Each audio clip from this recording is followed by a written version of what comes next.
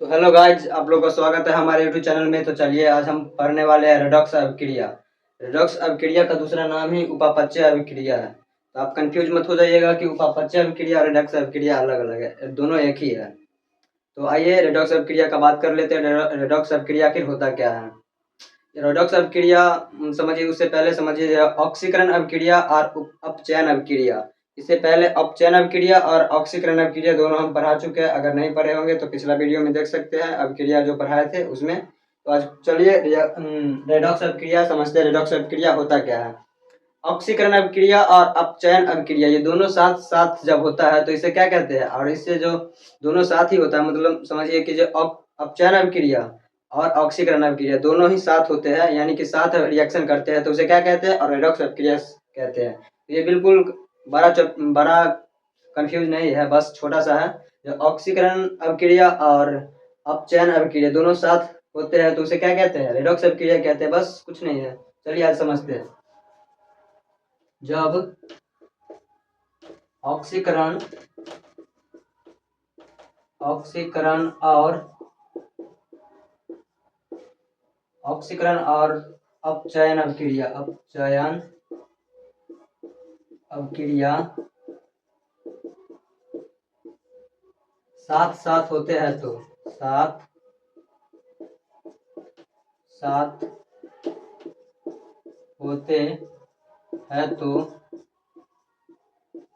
वैसे अभिक्रिया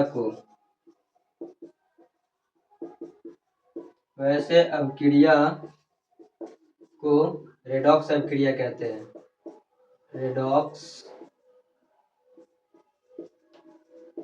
अभिक्रिया कहते हैं। तो आप लोग समझ गए होंगे कि रेडॉक्स अभिक्रिया होता क्या है। ऑक्सीकरण और अपचयन अभिक्रिया दोनों साथ होते हैं तो उसे क्या कहते हैं, रेडॉक्स अभिक्रिया। बस अब समझिए, उदाहरण इसका समझ लेते हैं।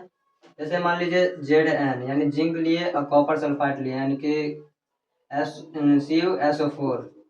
अब इसको जब रिएक्शन कराएंगे तो क्या होगा, जिंक जो है इसके साथ जुड़ेगा, यानी कि सल्फेट के साथ रिएक्शन कर जाएगा। अब सल्फेट के साथ रिएक्शन करेगा तो ZnSO4 बनाएगा।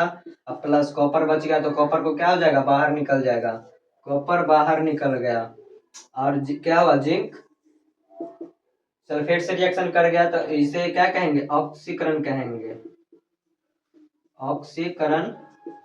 इसे ऑक्सीकरण कहेंगे। और इसे क्या कहेंगे, तो इसे अपचयन कहेंगे। इसे अपचयन कहेंगे। तो समझ गए होंगे, जब जिंक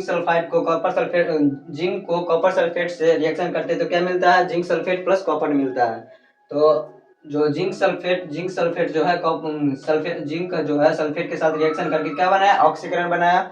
और ये कॉपर क्या हुआ, बाहर निकल गया, तो ये क्या हुआ, अपचयन अभिक्रिया हो गया। इसे क्या कहेंगे, उपापचय अभिक्रिया कहेंगे या रेडॉक्स अभिक्रिया कहेंगे, बात सेम ही है। चलिए दूसरा इसका उदाहरण देख लेते हैं। जैसे मान लीजिए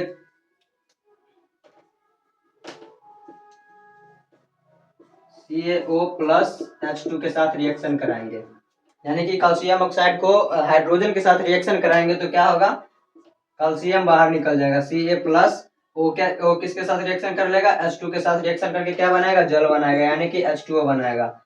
और जो ये जो Ca है यानी कि कैल्शियम जो है, इसको क्या ये जो Ca है वो क्या निकल गया बाहर, यानी कि बाहर निकल गया, तो इसे क्या कहेंगे, इसे अपचयन अभिक्रिया कहेंगे। इसे अपचयन, ये अपचयन हुआ और ये हाइड्रोजन जो है ऑक्सीजन के साथ जुड़ गया, यानी ऑक्सीजन का योग होता है, उसे क्या कहते हैं, ऑक्सीकरण कहते हैं। और जिससे अपचयन अभिक्रिया किसे कहते हैं, तो अपचयन अभिक्रिया में हाइड्रोजन जुड़ जाता है और ऑक्सीजन हट जाता है, उसे क्या कहते हैं, तो अपचयन अभिक्रिया कहते हैं। तो और इससे क्या हुआ, ऑक्सीजन क्या हुआ, हट गया। ऑक्सीजन हट गया तो यहाँ पर बच गया कैल्शियम, और इधर हाइड्रोजन है तो हाइड्रोजन ऑक्सीजन के साथ जुड़ गया, तो ऑक्सीजन जुड़ गया तो उसे ऑक्सीकरण कहेंगे। तो ऑक्सीकरण ये हो गया,